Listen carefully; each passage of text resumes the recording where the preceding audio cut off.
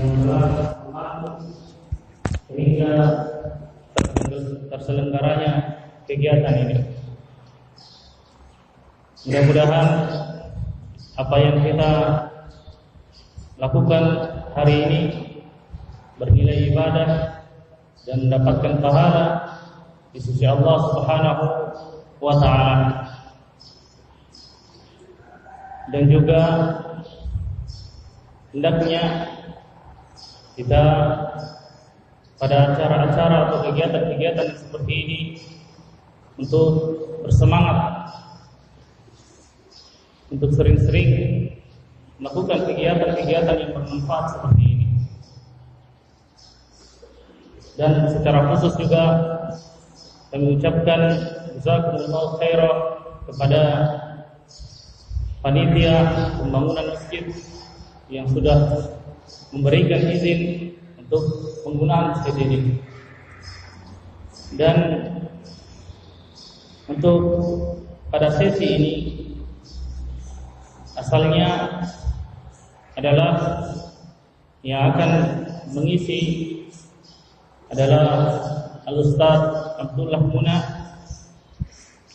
Namun qadarullah beliau berhalangan dikarenakan beliau dalam keadaan sakit, dan juga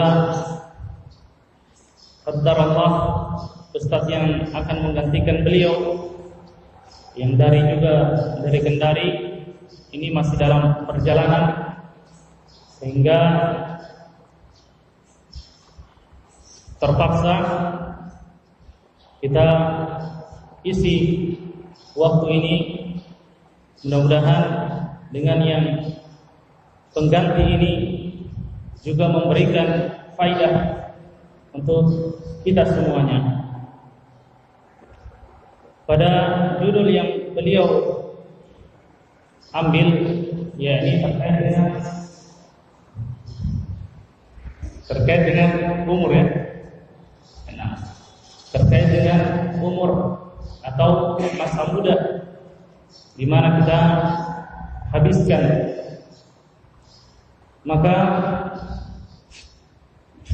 berbicara terkait dengan masa muda, maka ini merupakan masa yang sangat penting, masa yang seorang membentuk jati dirinya, mencari jati dirinya, kemanakah dia akan melangkah. Dan masa muda ini pada sebagian orang mengatakan adalah masa yang berapi-api.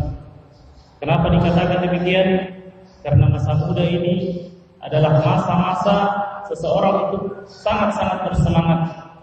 Kalau dia di masa mudanya mengenal dakwah, menuntut ilmu, mempelajari agama, maka di masa muda lah ini dia akan betul-betul bersemangat untuk menuntut ilmu. Namun ketika masa muda itu justru mengenalkannya dengan sesuatu yang tidak bermanfaat, maka di situ pula dia akan bersungguh-sungguh dengannya. Sehingga betul-betul masa muda ini adalah masa-masa yang sangat penting bagi seorang hamba. Bahkan masa muda ini pada sebagian ulama ini menyebutkan bahwa masa muda adalah sesuatu yang menentukan awal pertumbuhan seorang hamba di atas kemana.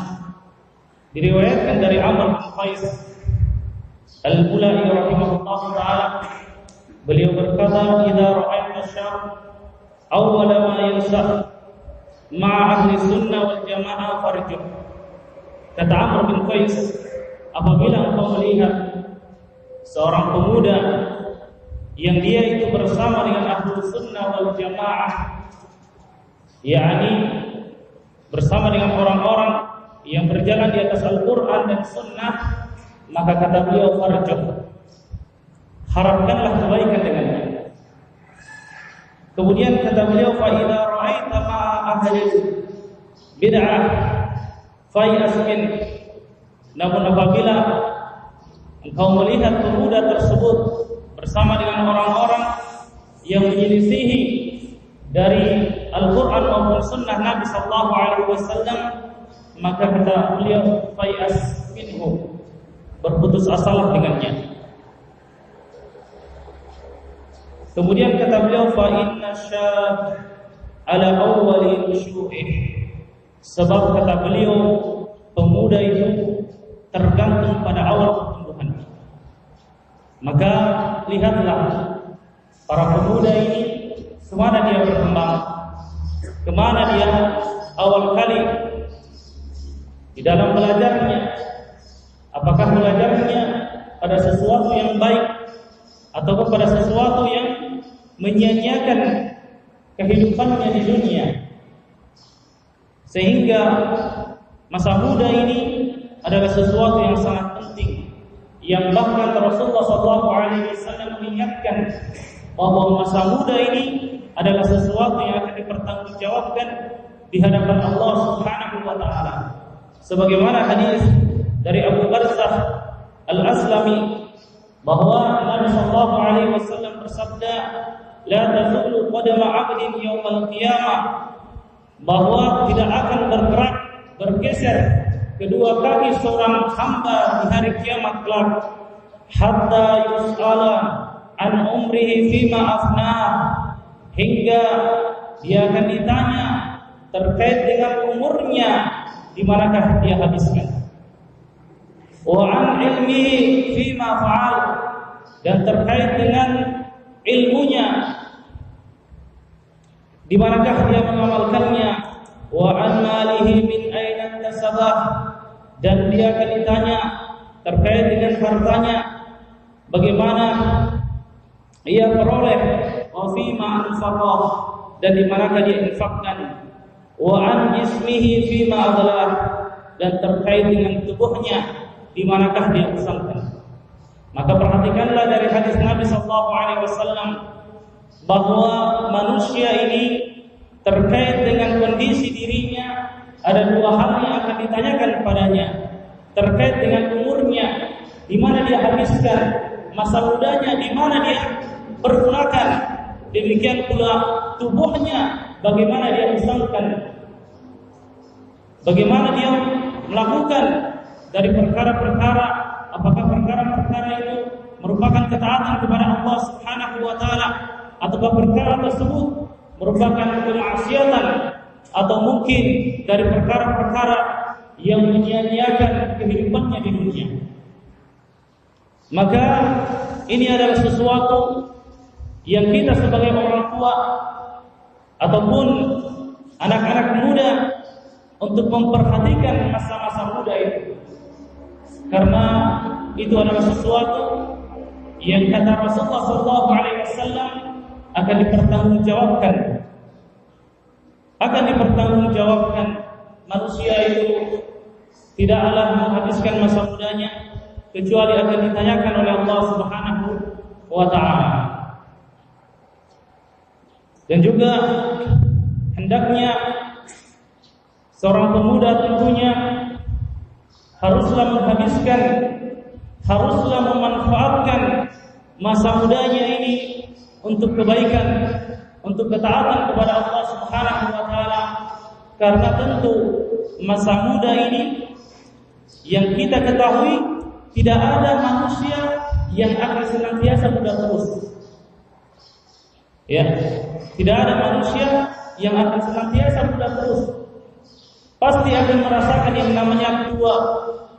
Pasti juga akan merasakan dari hal-hal yang tidak dia sanggupi lagi untuk dikerjakannya ketika dia muda. Nabi sallallahu alaihi wasallam bersabda dari sahabat yang mulia Ibnu Abbas radhiyallahu anhu, kata Nabi sallallahu alaihi wasallam, "Ijtanib khamsan qabla khams." Manfaatkanlah, kata Rasulullah sallallahu alaihi wasallam, 5 perkara sebelum datang 5 perkara itu. Kata Nabi sallallahu alaihi wasallam, "Syababaka qabla haramik." Yang pertama kata Nabi sallallahu alaihi wasallam adalah masa tuamu, masa mudamu sebelum datang masa tuamu. Jadi di sini Rasulullah sallallahu alaihi wasallam menganjurkan kepada kita untuk memanfaatkan dari masa muda sebelum datang masa tua kita. Kenapa? Karena terkadang seseorang hamba itu di masa mudanya dia mungkin mampu untuk berdiri sholat malam hingga berjam-jam, mungkin dari jam 12 hingga jam 4 subuh dia mampu. Tapi tatkala dia sudah sampai di usia tua, dia mampu memang sholat, tapi mungkin dibantu dengan kursi. Atau juga dalam hal berpuasa, bagaimana sahabat Nabi Sallallahu Alaihi Wasallam yang di masa mudanya dia mampu untuk berpuasa, puasa daun, sehari berbuka, sehari berpuasa. Kemudian ternyata di masa tuanya dia mengatakan, seandainya aku mengambil keringanan dari Rasulullah. Ini menunjukkan apa? Bahwa masa muda ini adalah masa yang hendaknya dimanfaatkan. Karena kalau sudah datang masa tua, tidak semua orang mampu untuk melakukan ibadah-ibadah yang bisa dilakukan oleh orang-orang yang masih muda. Demikian pula Nabi Sallallahu Alaihi Wasallam melanjutkan, wasihhataka qabla saqamik, dan manfaatkanlah waktu sehatmu sebelum datang waktu sakitmu. Wa ghinaaka qabla faqrik, dan manfaatkanlah waktu kayamu sebelum datang waktu fakirmu. Wa firaghaka qabla syughlik, dan manfaatkanlah waktu luangmu sebelum datang masa sibukmu. Wa hayatika qabla mautik, dan manfaatkanlah waktu tuamu, waktu hidupmu sebelum datang kematianmu. Dari 5 hal ini kita diperintahkan, dianjurkan oleh Rasulullah SAW untuk memanfaatkannya: masa muda, kesehatan, kemudian kekayaan, kemudian waktu luang, dan kehidupan. Kelima perkara ini adalah perkara-perkara yang mampu didapatkan oleh seorang yang masih muda, yang mampu didapatkan oleh orang yang masih muda. Berbeda dengan orang yang sudah tua. Orang yang sudah tua, umurnya sudah tidak muda lagi. Orang yang sudah tua, kesehatannya sudah tidak bagus lagi. Demikian pula orang yang sudah tua, sudah semakin sedikit waktu lowongnya. Nah, semakin sedikit waktu luangnya, sudah mengurus anak-anaknya. Pertama, 1 istrinya, melahirkan 3 anaknya, sudah sibuk lagi. Belum lagi menikah lagi yang kedua kalinya, ada lagi anaknya 3, 4, semakin sibuk dia. Belum lagi kalau anaknya sakit, belum lagi kalau anaknya pergi ke sekolah, belum lagi kalau orang tuanya sakit. Maka itulah orang tua. Maka anak-anak muda ini manfaatkan waktu mudamu sebelum datang hal-hal seperti ini. Kenapa? Kalau sudah datang masa-masa seperti ini, terkadang kita mengingat masa-masa yang dahulu. Coba seandainya, akhirnya syaitan masuk. Makanya sebelum ada penyesalan, maka manfaatkan. Orang tua yang memiliki anak yang masih muda, maka tuntutlah dia, didiklah dia, bantulah dia untuk menghabiskan masa mudanya pada ketaatan kepada Allah Subhanahu wa taala. Adapun orang yang tua yang sudah tidak muda lagi, maka bantu anak-anaknya. Bantu anak-anaknya untuk menjadi orang-orang yang menghabiskan masa mudanya pada ketaatan kepada Allah Subhanahu wa taala. Anak muda berusaha menjaga dirinya agar jangan sampai menghabiskan waktu-waktunya pada perkara-perkara yang sia-sia, apalagi menghabiskan waktu-waktunya pada perkara-perkara yang Allah Subhanahu wa taala dimaksiati dengannya. Maka jaga akan hal tersebut. Ghanim bin Qais berkata, "Kunna natawa'adu fi awal al-Islam ibn Adam." Bahwa kata beliau, dahulu di awal-awal Islam kami juga saling menasihati. Ibn Adam, wahai manusia, kata beliau, "I'mal fi faraghi qabla shughlik." Beramallah di waktu senggangmu sebelum datang waktu sibukmu. Wa fi syababika li kibarik, dan beramallah di masa mudamu untuk masa tuamu. Wa fi sihhatika li maradik, dan beramallah di masa sehatmu sebelum datang masa sakitmu. Wa fi dunyaka li akhiratik, dan beramallah di dunia untuk kehidupan akhiratmu. Wa fi hayatik li mautik, dan beramallah di kehidupanmu sebagai persiapan untuk kematianmu. Jadi kita beramal di masa sehat kita. Itu tujuannya apa? Ketika seseorang sudah terbiasa dengan amalan di masa sehatnya, maka ketika di masa sakitnya dia akan dihitung sebagaimana di masa sehatnya. Seseorang beramal di dunianya untuk mempersiapkan kehidupannya di akhiratnya. Seseorang beramal di dunia untuk mempersiapkan kematiannya. Manusia ini di dunia ini tidak ada sesuatu pun yang pasti yang kita lakukan. Orang yang kuliah S3 belum tentu dia akan memastikan kehidupannya di dunia akan mendapatkan kebahagiaan.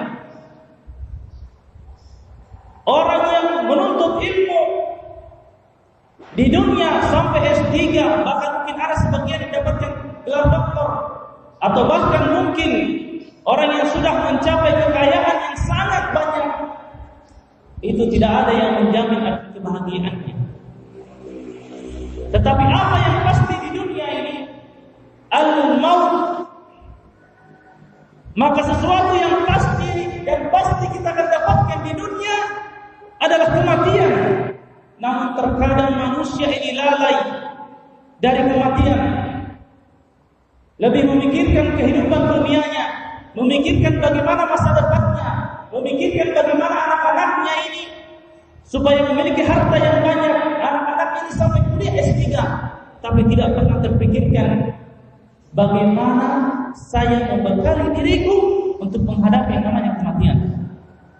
Pernahkah kita beramal untuk mempersiapkan kematian kita? Kita berusaha, bersungguh-sungguh, mengerahkan seluruh upaya kita untuk menyiapkan kematian kita.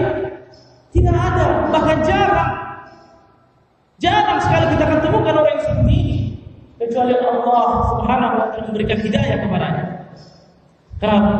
Karena kebanyakan kita terlalaikan dengan kehidupan dunia.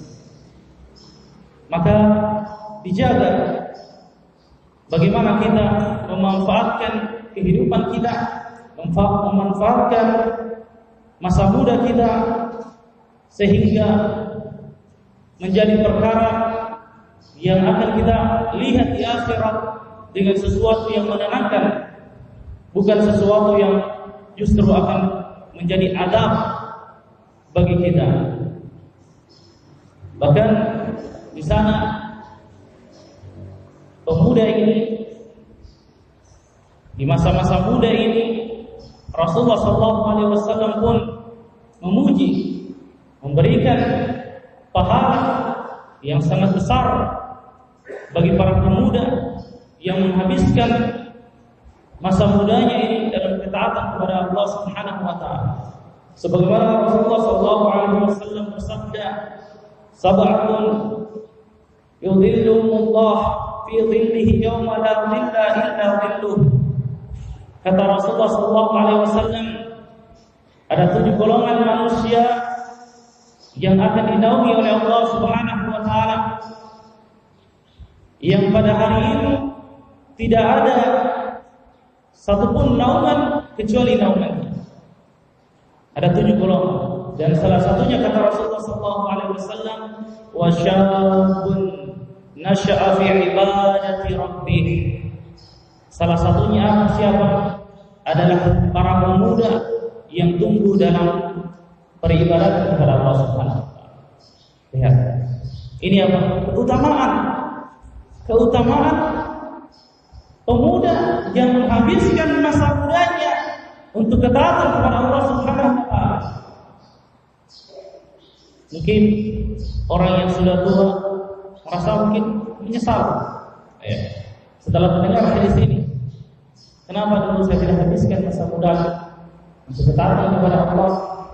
Padahal Rasulullah SAW sudah menjanjikan adanya naungan yang tidak ada naungan sama sekali pada saat itu, kecuali 7 golongan, di antaranya adalah pemuda yang menghabiskan masa mudanya untuk melaksanakan ketaatan kepada Allah Subhanahu wa taala.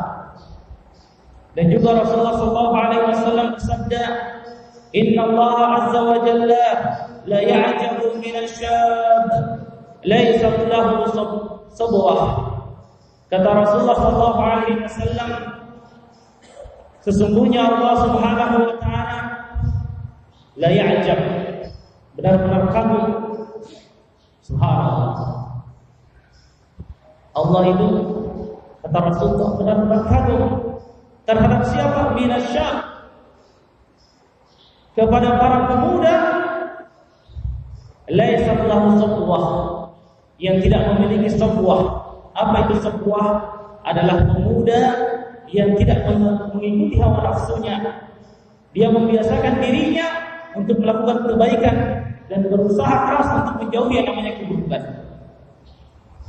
Nah, jadi Allah Subhanahu wa taala, kata Rasulullah, itu kagum dengan pemuda yang seperti ini, yang dia itu tidak mengikuti hawa nafsunya, yang dia itu berusaha untuk membiasakan dirinya untuk melakukan ketaatan kepada Allah Subhanahu wa taala, berusaha menjauhi segala keburukan, berusaha menjauhi segala kemaksiatan yang Allah Subhanahu wa taala dimaksiati dengannya. Itu yang membuat Allah Subhanahu wa taala menyanjung pemuda yang seperti ini, yang tidak mengikuti hawa nafsunya. Betapa banyak pemuda yang kita temukan yang mereka kebanyakannya mengikuti hawa nafsunya. Bahkan tatkala seorang pemuda yang ada di pondok sekalipun ternyata tidak mampu untuk tidak mengikuti hawa nafsu. Dan itu banyak kita dapatkan. Nah, sehingga betul-betul peran yang sangat penting orang tua untuk mendidik anaknya, membantu anaknya agar senantiasa melaksanakan ketaatan kepada Allah Subhanahu wa taala. Jangan kita katakan, masih muda aja saya punya anak, biar dulu dia sekolah umum saja. Masih muda saya punya anak ini, biar dulu dia begini dan begitu saja. Masih muda saya punya anak. Tidak seperti itu. Bukan begitu cara mendidiknya. Tapi biasakan anak kita untuk melaksanakan ketaatan, untuk melaksanakan dari syariat-syariat Allah di masa kecilnya, di masa mudanya. Jangan biarkan di masa kecilnya dia terbiasa dengan perkara-perkara menghambur Allah. Betapa banyak sekarang kita lihat anak-anak kecil, subhanallah, masih kecil, sudah diikutkan oleh orang tuanya ikut TikTok dalam keadaan berjoget-joget. Inna lillahi wa inna ilaihi raji'un. Nasallallahu alaihi wasallam. Ini musibah yang seharusnya kita mendidik anak kita supaya menghabiskan, membantu mereka untuk melaksanakan ketaatan kepada Allah Subhanahu wa taala. Justru kita didik mereka dengan hal-hal yang seperti ini. Orang tua itu jangan terpengaruh dengan perkembangan media sosial, TikTok, YouTube, Facebook, WhatsApp, apalagi sekarang banyak dengan namanya status. Nah, ini buat status, ini penyakit sebenarnya. Kenapa? Orang yang sering buat status ini akan kecanduan dia. Kalau sudah bosan dengan buat status untuk dirinya, boleh jadi dia akan buat status untuk anak-anak. Nasallahu alaihi. Hati-hati seperti itu. Orang tua bahkan disebutkan anak itu adalah cerminan orang tua. Anak itu cerminan orang tua. Nah, sehingga bantu untuk mendidik anak-anak kita untuk menghabiskan masa mudanya pada perkara-perkara yang positif. Bantu mereka untuk menghadiri majelis ilmu, menghafalkan Al-Quran, sehingga mereka mendapatkan naungan dari Allah Subhanahu wa Ta'ala. Karena manusia itu tujuannya diciptakan hanya satu, sebagaimana Allah Subhanahu wa Ta'ala berfirman, "Wa ma khalaqatul jinna wal ins illa liya'budun." Dan tidaklah, kata Allah Subhanahu wa Ta'ala, aku ciptakan jin dan manusia kecuali agar mereka beribadah kepada-Ku. Ini tujuan manusia diciptakan.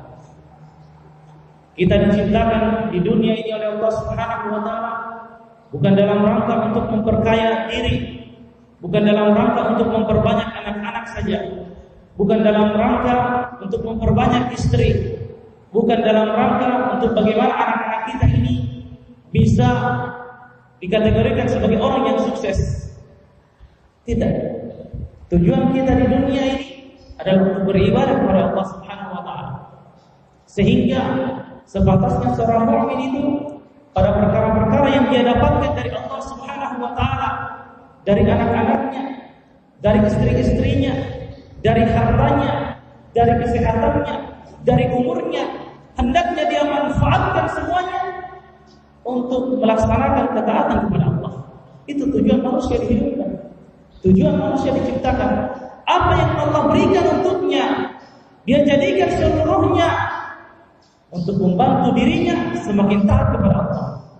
Tapi kalau ada orang yang diberikan anak, diberikan usia muda oleh Allah Subhanahu wa Ta'ala, tetapi dia jadikan usia mudanya ini semakin jauh dia dari Allah, semakin diberikan dia rezeki, semakin jauh dia dari Allah. Maka ini hati-hati, karena kalian tidak diciptakan untuk hal ini, tapi kita diciptakan untuk beribadah kepada Allah Subhanahu wa Ta'ala. Sehingga seorang pemuda itu pintar-pintar dia manfaatkan masa muda kita itu. Umur berapa saja? Singkat sekali, tidak lama. Tidak ada orang yang masa mudanya itu sampai 50 tahun. Jangankan 50 tahun, orang sudah kepala 3 saja, coba mir, sudah sakit-sakit pinggangnya. Yang kemarin mungkin waktu umur 20-an, belasan tahun, berdiri sholat malam dari jam 11 sampai jam 4, sanggup dia. Tapi kalau sudah kepala 3, subhanallah, sedikit sekali yang bisa bertahan. Sudah dibantu bisa sama kursi. Nah, makanya dimanfaatkan. Waktu yang singkat ini dimanfaatkan. Makanya kata Rasulullah SAW dari Abu Hurairah radhiyallahu anhu, kata Rasulullah SAW, min husni islamil mar'i tarkuhu ma la ya'ni. Di antara kebaikan Islam seseorang adalah meninggalkan hal yang tidak bermanfaat baginya. Dari di antara kebaikan seorang hamba, di antara kebaikan Islam yang ada pada seorang hamba adalah tatkala dia meninggalkan perkara-perkara yang sia-sia. Meninggalkan perkara-perkara yang sia-sia.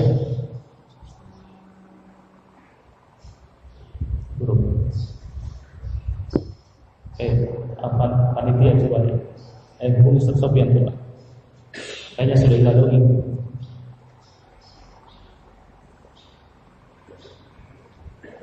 Sehingga hal yang perlu untuk kita camkan di masa-masa muda kita ini adalah untuk tidak menyia-nyiakan masa muda kita. Tidak menyia-nyiakan masa muda kita.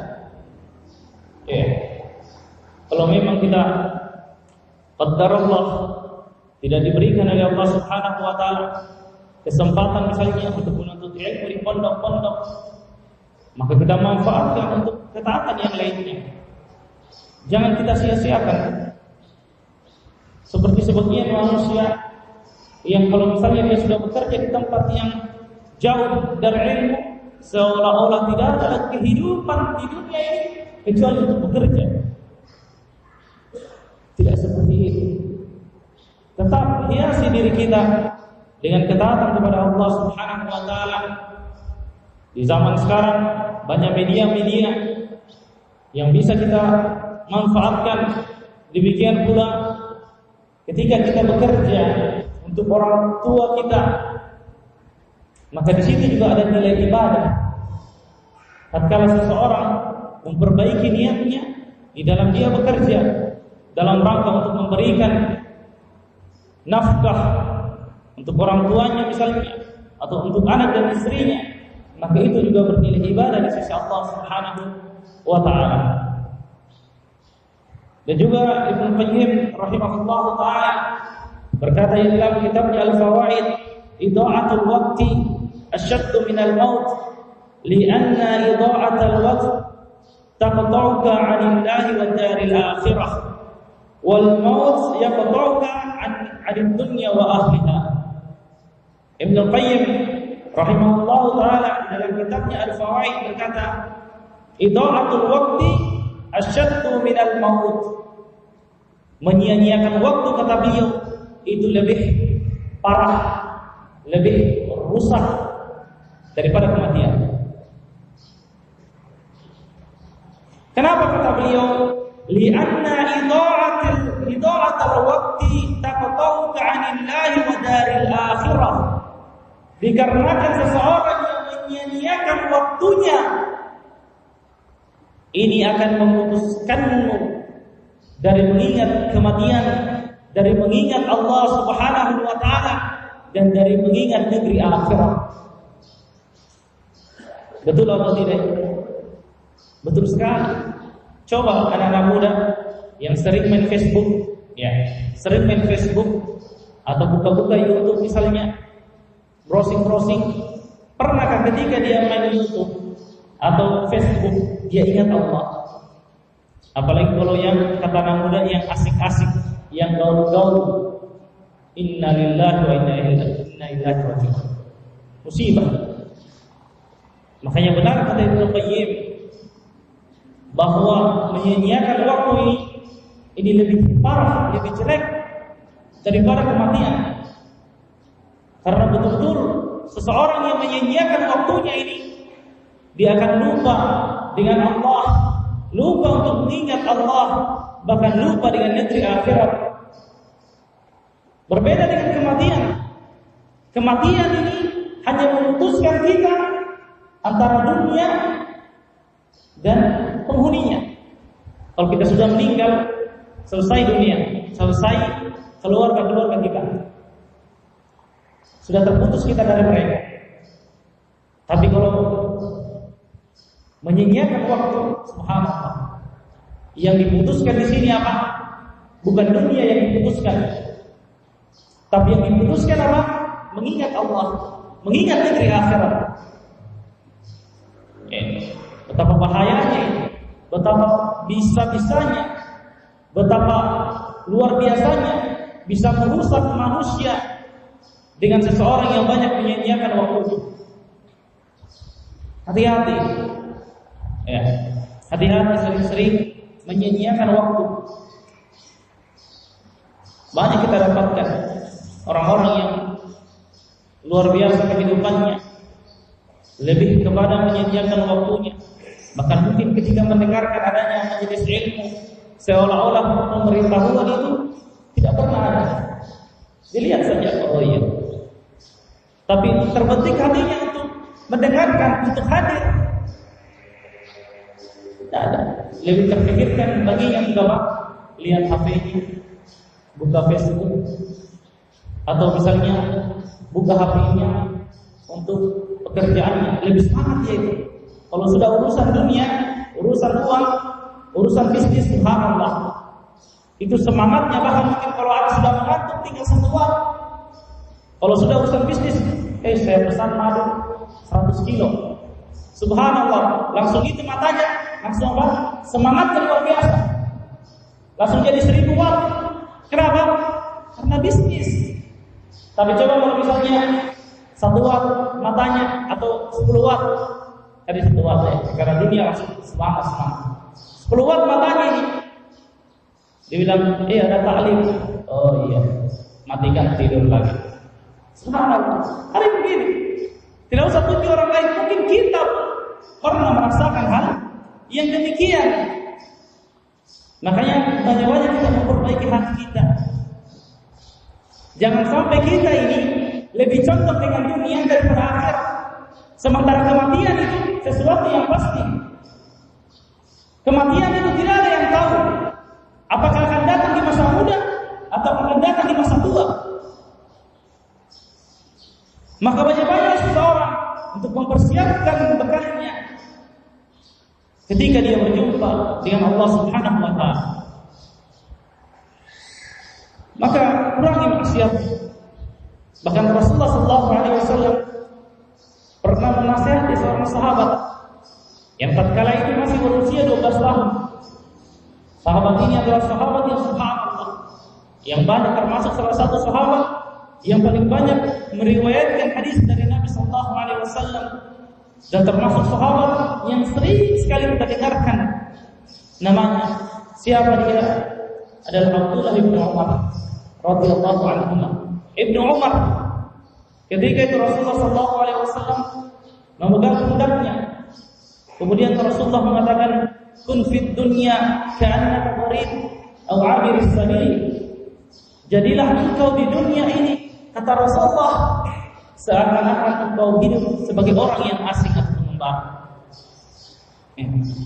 Nasihat Rasulullah kepada siapa?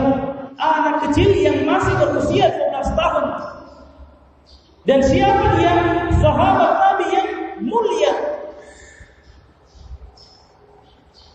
termasuk pembesar-pembesar sahabat Nabi yang memiliki keutamaan ilmu, zuhudnya. Subhanallah, kalau antum baca biografinya Ibnu Umar, tidak bisa dibandingkan dengan kita. Betapa kecil kita ini. Tapi bersamaan dengan itu, Rasulullah di masa kecilnya nasihati beliau, "Kun fid dunya ka'annaka gharib." Jadilah engkau itu di dunia seperti orang yang asing. Bagaimana orang yang asing itu? Atau pengembara itu? Atau musafir itu bagaimana? Dia singgah di dunia, kemudian dia akan berlalu dengannya. Begitulah kehidupan kita di dunia. Jangan kita hidup di dunia seolah-olah kita akan hidup selamanya, tidak akan mati lagi, sehingga kita tersibukkan betul-betul dengan dunia. Kita memiliki anak-anak yang kaya, kita terkadang lupa tujuan kita diciptakan oleh Allah. Ada orang yang sudah kaya, anak-anaknya pun sudah kaya, sudah mapan, tapi bersamaan dengan itu tidak pernah sedikit pun dia tinggalkan bisnisnya. Lebih baik tinggalkan majelis ilmu daripada tinggalkan bisnisnya. Sudah mapan, sudah putus, sudah tua sekalipun masih juga disibukkan dengan apa? Perkara-perkara dunia. Kan tidak seperti ini kita hidup di dunia ini. Kata Rasulullah, "Fi dunya ka'annaka gharib." Hidup di dunia ini seperti orang yang akan berlalu begitu saja. Hidup di dunia, justru kita hidup di dunia, kita banyak-banyak berbekal untuk kehidupan kita di akhirat. Di masa muda kita banyak-banyak beramal untuk datangnya nanti masa-masa tua kita. Di masa kita sehat, kita banyak-banyak beramal untuk datangnya nanti masa-masa sakit kita. Bahkan di masa kita sibuk sekalipun, kita akan senantiasa berusaha untuk bagaimana kita beramal. Kita manfaatkan apa yang Allah Subhanahu wa taala berikan untuk kita dalam rangka menambah ketaatan kita, semakin taat kepada Allah Subhanahu wa taala. Maka itulah seorang muslim. Bahkan Nabi sallallahu alaihi wasallam mengibaratkan dengan ibarat yang lain. Kata Nabi sallallahu alaihi wasallam, "Mali wa mali dunya." Kata Nabi, apa peduliku dengan dunia? Saya tidak peduli dengan dunia. Ya, betapa remehnya dunia ini. Dunia itu bukan cuma harta. Dunia itu seluruh apa yang ada di dalamnya. Mau harta, mau kedudukan, mau jabatan, mau istri-istri, mau anak-anak. Selama perkara-perkara itu membuat kita sibuk, membuat kita semakin jauh, maka itulah fitnah dunia. Nah, bahkan kesehatan saja itu kadang membuat kita lalai dari ketaatan kepada Allah Subhanahu wa taala.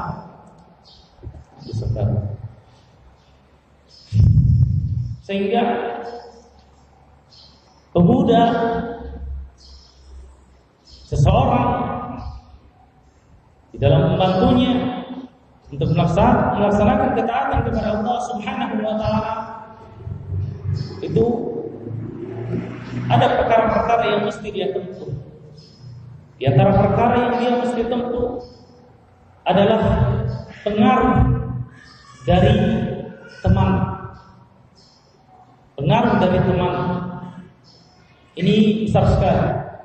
Karena kata Nabi sallallahu alaihi wasallam yang diriwayatkan dari Abu Hurairah radhiyallahu anhu, kata Nabi, "Al-mar'u 'ala dini khalilih, falyanzur ahadukum man yukhalil." Kata Nabi sallallahu alaihi wasallam, seseorang itu tergantung dengan agama teman dekatnya. Falyanzur ahadukum man yukhalil. Maka lihatlah kepada siapa yang menjadi teman dekatnya. Nah, ini menunjukkan bahwasanya pengaruh teman di dalam proses pertumbuhan seorang hamba di masa mudanya ataupun di masa tuanya itu sangat berpengaruh. Sampai kata Rasulullah, lihat kepada temannya, siapa yang dia temani, siapa yang dia sahabati, siapa yang dia akrabi. Kalau dia akrab dengan orang yang senantiasa menyia-nyiakan waktunya, atau dia akrab, berteman, bersahabat dengan orang yang senantiasa bermaksiat kepada Allah, jangan ragu. Orang yang seperti ini sangat-sangat dikhawatirkan dia akan terpengaruh. Dan ini sudah banyak sekali saya dapatkan. Bahkan keluarga saya sendiri. Pertama, dia berteman dengan orang-orang yang sering minum khamar, merokok. Awalnya bertahun-tahun tidak merokok, tidak minum khamar, cuma berteman. Dan dia mengatakan seperti itu, cuma berteman, tapi tidak merokok, tidak minum khamar. Setelah berjalan waktu, maka terjadilah apa yang terjadi. Dia termasuk dari orang-orang yang minum khamar, demikian pula termasuk orang-orang yang merokok. Maksudnya minum dari hal-hal yang diharamkan oleh Allah Subhanahu wa taala. Termasuk orang-orang yang seperti ini. Maka harus dijaga. Nah, harus dijaga. Teman itu sesuatu yang sangat berpengaruh. Bahkan orang tidak usah yang seperti itu ya, yang sering saya kita dapat. Kalau orang itu sering bertemannya, jalannya dengan orang yang pelit, dan ini disebutkan oleh Imam Al-Ghazali. Orang yang pelit ini biasanya temannya juga ini akan ketularan juga. Menjadi apa? Orang yang pelit. Istilahnya bahasanya saling tahan ilmu. Ya. Subhanallah, ini kita dapatkan ini.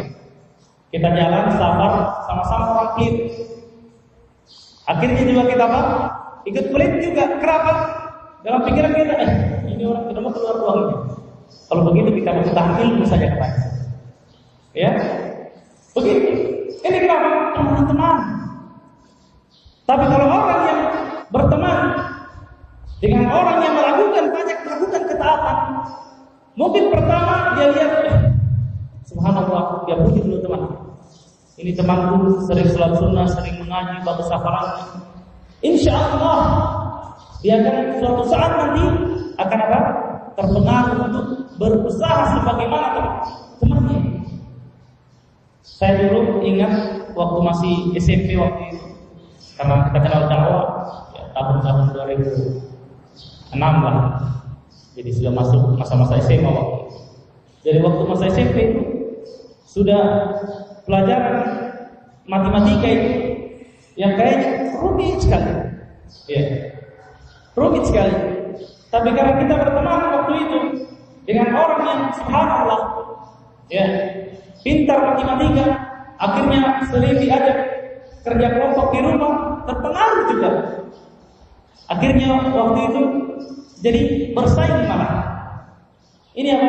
Pengaruh teman dalam perkara dunia saja luar biasa pengaruhnya. Bahkan dalam perkara sifat saja luar biasa juga pengaruhnya. Orang yang pelit berteman dengan orang yang pelit, subhanallah. Ini adalah perkara sifat. Demikian pula dalam perkara ibadah.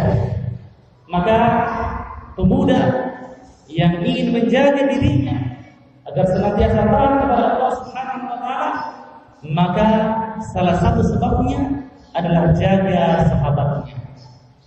Demikian pula di pondok. Di pondok itu tidak semua orang itu bagus akhlaknya. Nah, sehingga ketika kita di sekolah belajar, maka dijaga. Kita berteman dengan apa? Anak-anak yang semangat untuk beribadah. Ya, semangat untuk beribadah. Sehingga kita juga termotivasi untuk beribadah. Terlebih di pondok. Karena di pondok subhanallah itu mendukung sekali. Ada teman-teman yang baik, ada teman lingkungan yang baik. Ini mendukung sekali. Ini kalau anak pondok, ketika dia beribadah di pondok dan ketika dia selesai dan keluar di masyarakat, itu subhanallah, kehidupannya itu 360 derajat berbeda. Ya, itu akan kita rasakan sendiri, dan saya sendiri sudah rasakan itu. Berbeda sekali. Sehingga manfaatkan itu. Manfaatkan di masa kita pondok untuk banyak-banyak menghafal Al-Quran, mengkhatamkannya, mengulang-ulanginya. Karena kalau kita sudah selesai dari pondok, untuk merojaahnya itu subhanallah susah sekali. Betul-betul butuh kesembuhan seseorang untuk bisa merojaah. Nah, alhamdulillah ini mungkin yang bisa kita sampaikan untuk pertemuan hari ini. Alhamdulillah sudah waktu, yaitu sudah pukul 5 sore, dan ini waktu yang sudah disiapkan oleh panitia, sehingga untuk sesi yang pertama kita cukupkan sampai di sini. Mudah-mudahan apa yang kita sampaikan ini dapat bermanfaat untuk kita semua dan menjadi motivasi bagi para orang tua untuk menjaga anaknya, karena anak ini adalah modal bagi kita, ya. Karena kata Rasulullah SAW, "Idza mata ibnu Adam, apabila anak-anak itu telah meninggal, inqata amal, maka terputus seluruh amalannya kecuali 3. Salah satunya siapa? Al-walad salih yad'u. Salah satunya siapa? Adalah anak yang soleh yang senantiasa mendoakan orang tuanya. Jadi kita orang tua jangan putus asa juga. Walaupun masa muda kita sudah habis, tapi kita punya siapa? Punya anak. Yang anak ini adalah bekal untuk kita, yang akan bisa memberikan kebaikan kita. Bahkan seseorang itu dia tidak mengetahui ternyata di akhirat sudah tinggi tingkatannya, sudah diangkat derajatnya oleh Allah. Dalam keadaan dia tidak mengetahuinya, ternyata siapa itu? Apa sebabnya? Karena anaknya yang senantiasa mendoakannya. Maka dijaga. Anak adalah modal orang tuanya, sehingga dipegang erat-erat, dijaga, jangan sampai anak itu keluar dari jalan yang semestinya. Kita cukupkan dengan doa kafaratul majelis. Subhanakallahumma wa bihamdik, asyhadu an la ilaha illa anta, astaghfiruka wa atubu ilaik.